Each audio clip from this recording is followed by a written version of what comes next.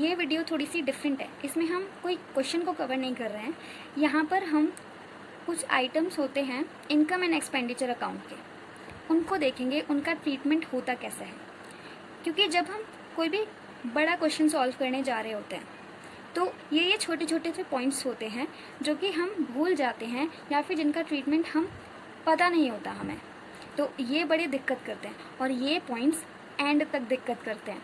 तो इसलिए स्टार्टिंग से समझते चलते हैं कि हर एक आइटम का क्या ट्रीटमेंट होता है। सबसे पहले हम एंट्रेंस फ़ी देखते हैं। देखो, एंट्रेंस फ़ी हमारी एक एनपीओ है, ठीक है। अब उसका मेंबर बनने के लिए एंट्रेंस फ़ी देनी पड़ेगी या फिर एडमिशन फ़ी देनी पड़ेगी, तो उसको हम एंट्रेंस फ़ी या फिर एडमिशन फ़ी बोलते हैं। तो अब जब एनपीओ के मेंबर बन रहे हैं तो ये तो रोज़ का ऐसे काम होगा, रेगुलर है, रेगुलर नेचर की है। तो एंट्रेंस फ़ी जो है हमारी, वो हमारी रेवेन्यू रिसीट है। तो जब रेवेन्यू रिसीट है तो इसका ट्रीटमेंट क्या होगा, ये हम इनकम एंड एक्सपेंडिचर अकाउंट में क्रेडिट साइड पर शो करेंगे। Same with admission fee, admission फ़ी का भी ट्रीटमेंट सेम होता है। अब हम आते हैं लाइफ मेंबरशिप फ़ी। अगर किसी मेंबर को किसी एनपीओ का लाइफ टाइम के लिए मेंबर बनना है तो उसको लाइफ मेंबरशिप फ़ी देनी पड़ती है। अब ये लाइफ मेंबरशिप फ़ी जो होती है ये हम रोज़ रोज़ तो देते नहीं हैं, ये होती है कैपिटल रिसीट, ठीक है। अब जब कैपिटल रिसीट है तो इनकम एंड एक्सपेंडिचर अकाउंट में आने का तो कोई मतलब ही नहीं बनता, क्योंकि इनकम एंड एक्सपेंडिचर अकाउंट सिर्फ वो चीज़ों को रिकॉर्ड करता है जो कि रेवेन्यू नेचर की होती है। और लेकिन लाइफ मेंबरशिप फ़ी तो हमारी कैपिटल रिसीट है, मींस कैपिटल नेचर की है, तो इसको हम बैलेंस शीट में शो करेंगे। किस साइड, लायबिलिटी साइड। अब इसमें क्या होता है, हम लोग दोनों तरीके से कर सकते हैं। अगर हम इसको कैपिटल फंड में ऐड करके दिखा रहे हैं वो भी ठीक है, नहीं तो कुछ लोग क्या करते हैं, लायबिलिटी साइड पर सिंपल लाइफ मेंबरशिप फ़ी करके शो कर देते हैं। दोनों ही मेथड ठीक है, हम कुछ भी कर सकते हैं। या तो हम कैपिटल फंड में ऐड करके दिखा सकते हैं या फिर अलग से दिखा सकते हैं लायबिलिटी साइड, बट ये बैलेंस शीट में आएगा क्योंकि ये कैपिटल नेचर की रिसीट है। अब आती है हमारी स्पेशल रिसीट, मींस जो हमारी कुछ स्पेशल मींस स्पेसिफिक पर्पस के लिए है। कुछ ऐसी रिसीट्स होती हैं जिसका पर्पस हमने स्पेसिफाई कर दिया है कि इसके अलावा वो कहीं और यूज़ ही नहीं हो सकती। जैसे कि डोनेशन फॉर बिल्डिंग, तो डोनेशन दी है किसके लिए, बिल्डिंग के लिए, तो अब हम इस डोनेशन को कहीं और यूज़ नहीं कर सकते सिवाय बिल्डिंग के।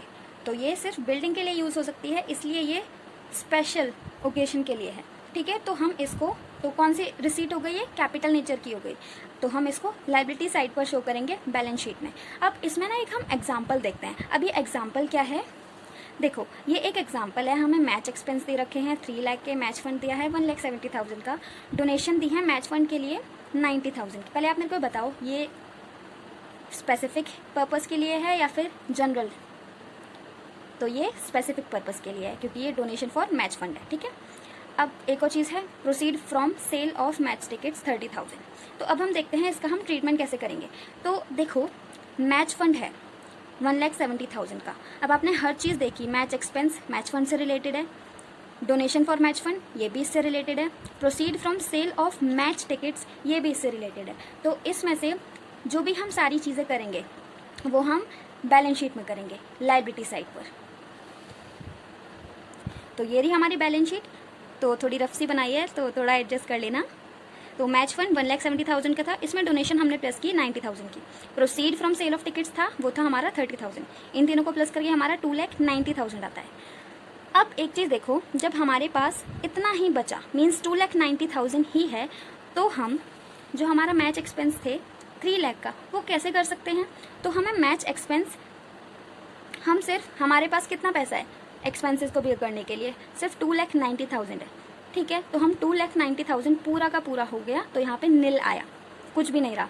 अब वो जो 10,000 हैं अभी भी मैच एक्सपेंसेस के, क्योंकि वो तो 3 लाख के थे ना, और यहाँ तो हमने सिर्फ अभी सेटल कितने का करा है 2,90,000, अभी 10,000 हमारे बचे ना, तो वो हम इनकम एंड एक्सपेंडिचर अकाउंट में शो करेंगे expenditure side to match expense 10,000। ये एक स्पेसिफिक पॉइंट था जो मेरे को आपको बताना ज़रूरी था। आई होप आपको क्लियर हुआ होगा। अब हम आगे वाले आइटम्स की तरफ बढ़ते हैं। नेक्स्ट है हमारा डोनेशन। अब ये डोनेशन जनरल है, मींस सिर्फ डोनेशन है, तो ये हमारा क्रेडिट साइड पर शो होगा इनकम एंड एक्सपेंडिचर अकाउंट, क्योंकि ये रेवेन्यू नेचर की है और रेवेन्यू नेचर की है तो हम इनकम एंड एक्सपेंडिचर अकाउंट में शो करेंगे।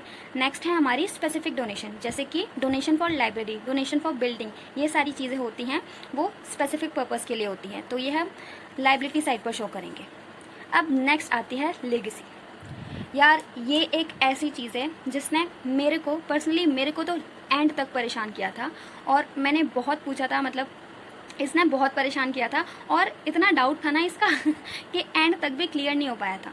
तो इसके ना दो चीज़ें होती हैं कि या तो ये रेवेन्यू नेचर की है या फिर ये कैपिटल नेचर की है। किसी बुक में कैपिटल नेचर की दे रखी है और किसी बुक में रेवेन्यू नेचर की, तो हर बुक में अलग अलग इसका ट्रीटमेंट होता है। बट हम क्या करते हैं, हम दोनों चीज़ें देखते हैं।